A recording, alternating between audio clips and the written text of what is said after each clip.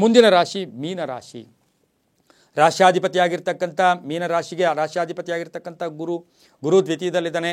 ಜನ್ಮದಲ್ಲೇ ಇರ್ತಕ್ಕಂಥ ರಾಹು, ಜನ್ಮದಲ್ಲಿರ್ತಕ್ಕಂಥ ಶುಕ್ರನು ಉಚ್ಚನಾಗಿದ್ದಾನೆ. ಇಲ್ಲೇ ಗ್ರಹಣ ಸಂಭವಿಸ್ತಾ ಇರ್ತಕ್ಕಂಥದ್ದು.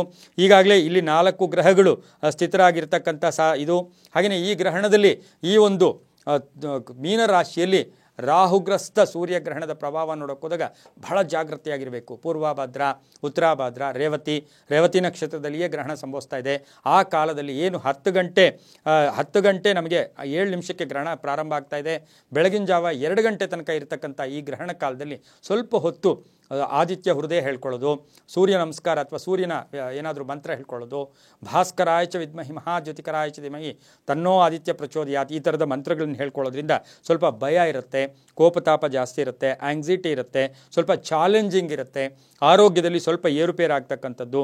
ಹಾಗೆಯೇ ಬಹುಮುಖ್ಯವಾಗಿ ಏನು ಅಂತ ಹೇಳಿದ್ರೆ ಒಂದಷ್ಟು ಟೆನ್ಷನ್ಸು ಜಾಸ್ತಿ ಆಗ್ತಕ್ಕಂಥ ಯೋಗ ಕೂಡ ಇವರಿಗಿರುತ್ತೆ. ರಿಲೇಷನ್ಸಿಂದ ಕೋಪತಾಪಗಳು ಜಾಸ್ತಿ ಆಗ್ತಕ್ಕಂಥದ್ದು. ಭಯದ ವಾತಾವರಣ ಇದ್ದರೂ ಸಹ ಈ ರಾಶಿಯವರಿಗೆ ಗುರುಬಲ ಇರತಕ್ಕಂಥ ಒಂದು ಸಾಧ್ಯತೆ ಇರೋದ್ರಿಂದ, ಶುಕ್ರನು ಉಚ್ಚನಾಗಿರೋದ್ರಿಂದ ಮನೆಯಲ್ಲಿ ಮಹಿಳೆಯಿಂದ ಶುಭ ಆಗ್ತಕ್ಕಂಥದ್ದು, ಮಕ್ಕಳಿಂದ ಶುಭ ಆಗ್ತಕ್ಕಂಥದ್ದು. ಒಂದು ಸ್ವಲ್ಪ ಚಾಲೆಂಜಿಂಗ್ ಪೀರಿಯಡ್ ಇದು. ಆದರೂ ಕೂಡ ಆರೋಗ್ಯದ ವಿಷಯದಲ್ಲಾಗಲಿ ಎಲ್ಲದರಲ್ಲೂ ಕೂಡ ಜಾಗೃತಿಯಾಗಿರಬೇಕು. ಹಣ ವ್ಯಯ ಆಗುತ್ತೆ, ಆದರೂ ಕೂಡ ಇನ್ಕಮ್ ಚೆನ್ನಾಗಿರುತ್ತೆ. ಮನೆಯ ಒಂದು ಕಟ್ಟೋಕೆ ಪ್ರಯತ್ನ ಪಡ್ತಕ್ಕಂಥದ್ದು, ಸೈಟ್ ತೊಗೊಳಕ್ಕೆ ಪ್ರಯತ್ನ ಪಡ್ತಕ್ಕಂಥದ್ದು, ಉದ್ಯೋಗದಲ್ಲಿ ಶುಭ ಆಗ್ತಕ್ಕಂಥದ್ದು, ಮಹಿಳೆಯರಿಗೆ ವಿವಾಹಾದಿ ಶುಭ ಕಾರ್ಯಗಳಾಗ್ತಕ್ಕಂಥದ್ದು, 6 ಗ್ರಹಗಳ ಶುಭ ಫಲ ಇರತಕ್ಕಂಥದ್ದು ಕೂಡ ಇರುತ್ತೆ. ಆದರೆ ನೀಚ ಜನರಿಂದ ಸ್ವಲ್ಪ ಹುಷಾರಾಗಿದ್ದಿದ್ದೆ ಆದರೆ ತುಂಬಾ ಒಳ್ಳೆಯದಾಗುತ್ತೆ. ಮಹಿಳೆಯರಿಗೆ ಸಾಕಷ್ಟು ಶುಭ ಆಗ್ತಕ್ಕಂಥ ಯೋಗ ಕೂಡ ಈ ರಾಶಿಯವರಿಗಿರುತ್ತೆ. ಸ್ವಲ್ಪ ಸಾಧ್ಯವಾದಷ್ಟು ಹಳದಿ ಬಟ್ಟೆಯನ್ನು ಪರ್ಸಲ್ಲಿ ಅಥವಾ ಜೋಬಲ್ಲಿ ಇಟ್ಕೊಂಡು ಓಡಾಡಿದ್ದೆ ಆದರೆ ತುಂಬಾ ಒಳ್ಳೆಯದಾಗುತ್ತೆ. ಕಂಪಲ್ಸರಿಯಾಗಿ ಈ ರಾಶಿಯವರು ಈ ಒಂದು 3 ತಿಂಗಳ ಒಳಗಡೆ ಶಿವನಿಗೆ, ಪಾರ್ವತಿ ಸಮೇತ ಶಿವನಿಗೆ ಅಭಿಷೇಕ ಮಾಡಿಸೋದ್ರಿಂದ ತುಂಬಾ ಒಳ್ಳೆಯದಾಗುತ್ತೆ. ಹಾಗೆಯೇ ಗಂಗಾಜಲ ಅಭಿಷೇಕ ಅಂತ ಹೇಳುತ್ತೆ. ಪಾರ್ವತಿ ಸಮೇತ ಶಿವನಿಗೆ ಅಭಿಷೇಕ ಮಾಡ್ಕೊಳ್ಳಿ.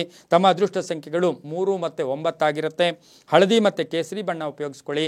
ದಕ್ಷಿಣ ಮತ್ತು ಪೂರ್ವ ದಿಕ್ಕಿನ ಪ್ರಯಾಣಗಳು ಶುಭಕರವಾಗಿರುತ್ತೆ. ಈ ರಾಶಿಯವರು ಓಂ ನೀಲಲೋಹಿತಾಯ ನಮಃ, ಓಂ ನೀಲಲೋಹಿತಾಯ ನಮಃ ಈ ಮಂತ್ರವನ್ನು ಹೆಚ್ಚು ಜಪ ಮಾಡ್ಕೊಳ್ಳಿ, ತುಂಬಾ ಒಳ್ಳೆಯದಾಗುತ್ತೆ.